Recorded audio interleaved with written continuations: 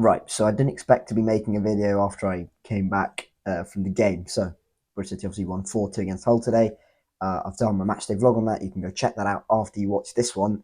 And I've come home and I've opened up my phone, I've opened up Twitter, and I see a barrage of tweets sort of confirming sort of half story during the week that Zak Vyner, well, there's a bid coming in from Wrexham, or there's interest from Wrexham, and that has now been fully solidified. And there is definitely a bid that's been coming, and yeah, a bid has been lodged from the side from North Wales, and Wrexham are, well, they're definitely interested in Zak Vyner. So, what does this mean? We're at a point in the window now where Bristol City, I think, if you're going to have to take one of our best sort of assets or best sort of players, you have to overpay. Okay, let's talk about the Vyner situation then. A year left on his contract. From my awareness, Bristol City don't really have an option to extend. Uh, Again, we don't know about a situation of whether he wants to stay at the football club or he has any intention of signing a new contract. That is sort of up in the air as well. That's unknown to us. That's unknown to me. Only Zak Vyner and his representatives at this point will probably know about that. There's been no shortage of interest in Vyner this summer. There's been interest from Genk. I think there was a report earlier in the window from the local media. There was a bid from Derby, which I think Aaron Walker and Sky Sports sort of went with.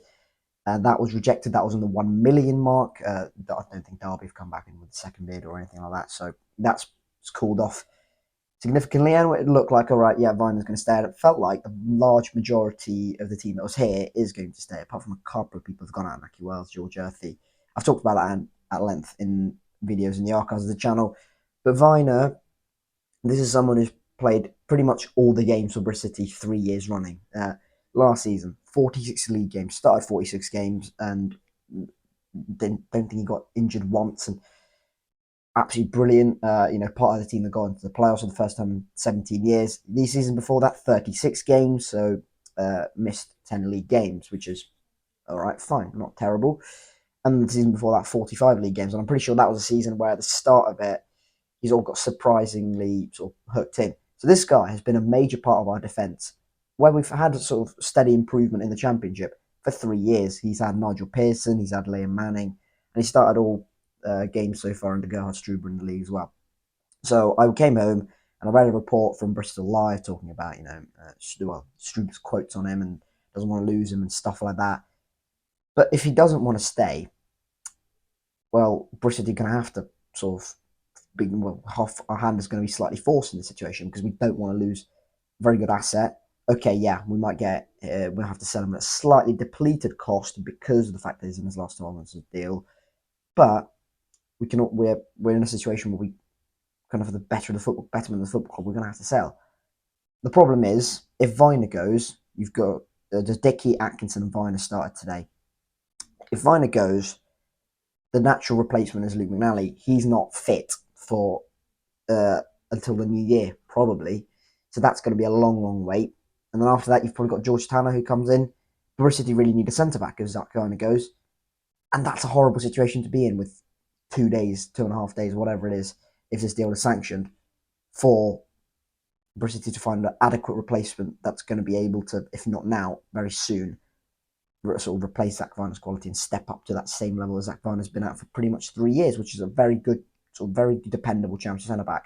There's been barely any sort of, the thing I had with Zak Vyner before these last 3 years was this guy just had a mistake in him at all points, and I just felt like he's going to do something. He's going to press the self-destruct button.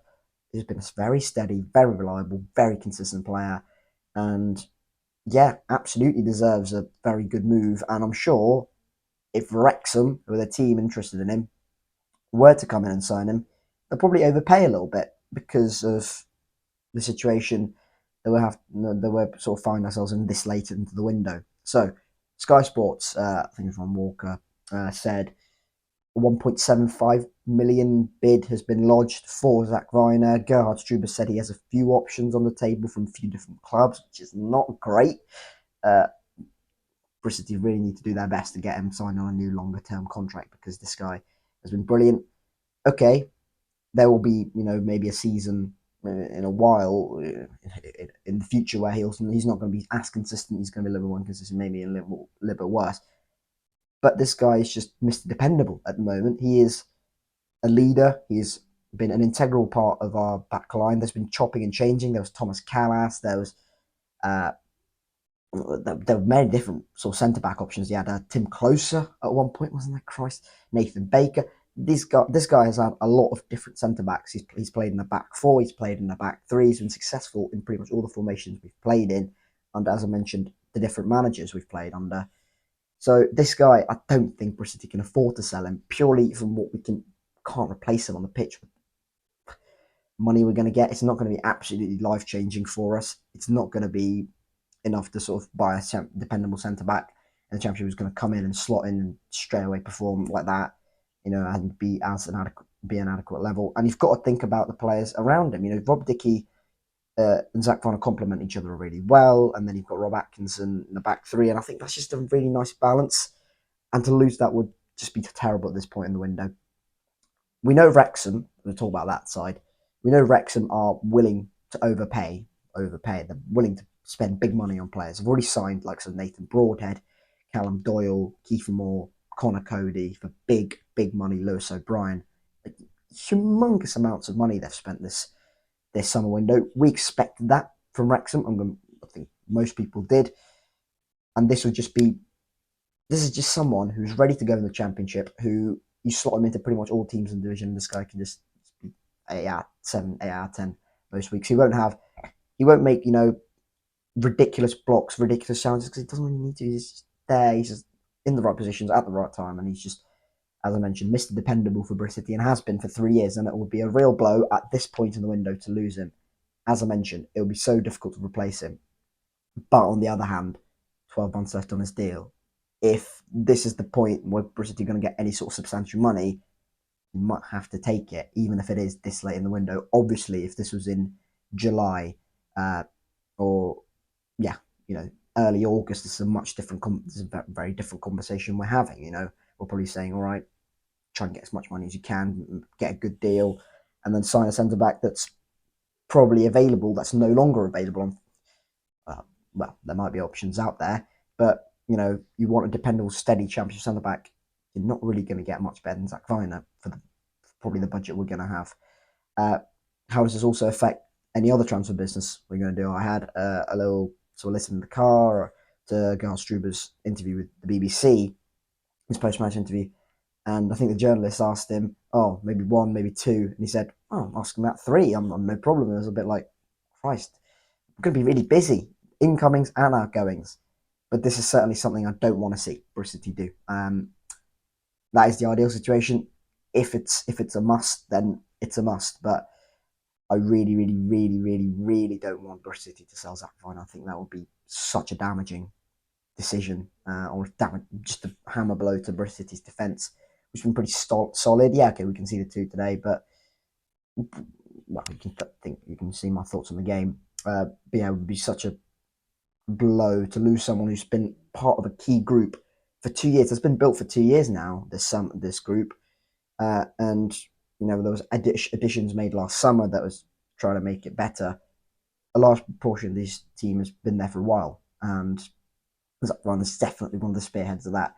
So it would be such a show. It would be such a shame to lose an integral part of the spine of our team. I think that will be a real hammer blow to Bristol City, and sincerely hoping that this doesn't happen. But if City are going to have to if City are going to have to do it, well, better do it quickly, and better try and get a centre back lined up quickly as well, because that would be pretty horrendous. But is there also an argument to make that if Bristol have a good season, maybe get into the playoffs again, 12 months of Zak Vyner facilitates us getting into the playoffs again, is that then worth him then going on a free transfer? Who knows? How likely is it that Bristol get promoted this season? In which case, Zak Vyner will probably be very much happy to sign a contract extension. Is he more likely to get promoted with Bristol City or with Wrexham? That's probably the question he's asking himself at this point in time. Who's more likely to be near the top of the division? Honestly, I don't really know. I think I've had us pretty close in the table. But yeah, what a interesting situation developing, and such ridiculous point in transfer window as well. Just horrible. 48 hours to go. Just just don't want this. But yeah, we'll cover all the transfer updates over the next few days and up until deadline day, up until 7 p.m. on deadline day, where I'm sure Bristol City will be making quite a few movements ins and outs. But yeah, thank you very much for watching this sort of transfer update on Zak Vyner. Let me know your thoughts in the comments section down below. I'd be very interested to hear what you guys have to say about the situation. Would you bank the money?